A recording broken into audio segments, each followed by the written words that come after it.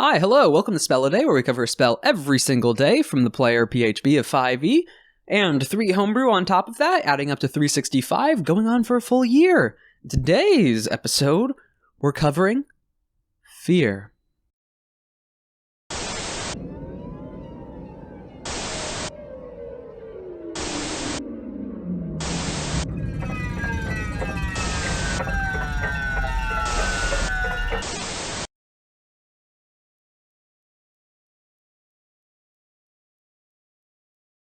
Third level illusion, casting time of 1 action, range of self, 30-foot cone, components verbal somatic material, a white feather, or heart of a hen.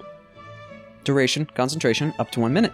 You project a phantasmal image of a creature's worst fears. Each creature in a 30-foot cone must succeed on a wisdom saving throw or drop whatever it is holding and become frightened for the duration. While frightened by this spell, a creature must take the dash action and move away from you by the safest available route on each of its turns. Unless there is nowhere to move, if the creature ends its turn in a location where it doesn't have line of sight to you, the creature can make a wisdom saving throw. On a successful save, the spell ends for that creature.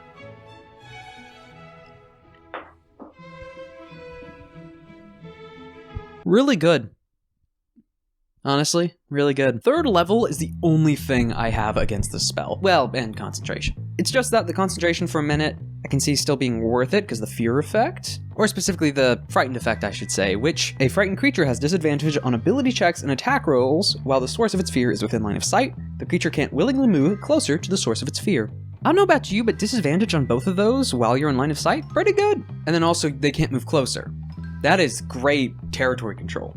Because the only limits, because you have the initial 30-foot cone, which is who you can affect initially, but after that, as long as line of sight is maintained, they are under the effects while you're holding concentration. There's not a repeat save. There's not a repeat save as long as you're in line of sight. The other feature, which is something that a player pointed out to me when they were picking this up for their character, is the fact that it forces you to drop whatever you're holding.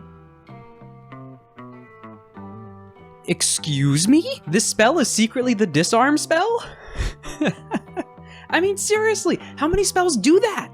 I mean, Command, where you can just say drop, but having that baked in, as well as they run away and then have disadvantage if they're attacking at all, or any ability checks, they can't move closer to you, which means you can corner someone.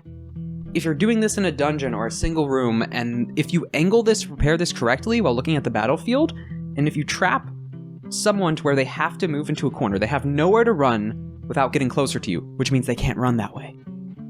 You have trapped someone, you've pigeonholed them, and they have disadvantage on everything, and they already dropped their items when the spell was cast and then dashed away. The image that might be coming to mind is a fighter with its weapon and shield, but any monster that uses weapons or equipment, a spellcaster dropping their focus? This is one of the few areas I think a component pouch would actually come in handy, because you drop the one component, you wouldn't drop the pouch. If you just got a staff, orb, or crystal, or whatever, that sucker's on the floor 60 feet away before you dashed. Or after you dashed, I guess. The only big downside I can think of is the fact that taking concentration is 3rd level, which both kind of suck, but not that bad, especially for the effects you're getting. The issue is the optimal situation is where they can't break line of sight. That's the only stipulation where they have a chance of saving out of this. So if you're in a room with a lot of pillars, structures, boxes, cover, they can break line of sight. If you're fighting a flying creature above you, or you're in a big open field, oh, it's fair play. Well, I say fair play, they're gonna have disadvantage the entire time they're up in the air.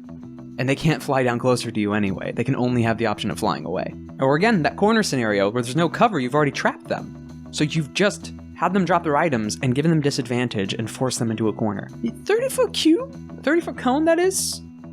You got some maneuverability with that. So really the spell's effectiveness is based off when and where you're casting this. I guess not when, but where you're casting this. If there's a lot of places to break line of sight, you're not going to get the full benefits of it. If there's a place where they can't break line of sight, oh, the spell's amazing and almost broken. With one feature tied to this as well. The initial save still goes through. They still dropped their items and still ran for that 1 turn at least. You've already entirely changed where everyone is on the map and had them drop their equipment for just casting the 1 spell. A 30-foot cone, disarm, and CC spell for a 3rd level. Not the worst, not the worst. To the one person who commented on why I thought Dissonant Whispers should have been illusion versus enchantment, this is the reason why. On top of a few other things, but again, that's also a bit of homebrew setting stuff. The only, again, downside comes to 3rd level and concentration, and the fact that they can still make the save after this. Initial quirks are good. 7 out of 10. I have a lot of NPCs that pick this up because, oh man, does it hurt to just have your items gone and then moved. And in that right situation, it's great. There's a reason there's a lot of magic items that also just have the fear spell baked into them. Because it's a good spell. That initial drop and run is just, even if you don't hold for the rest of the concentration, the initial turn, still good. 7 out of 10.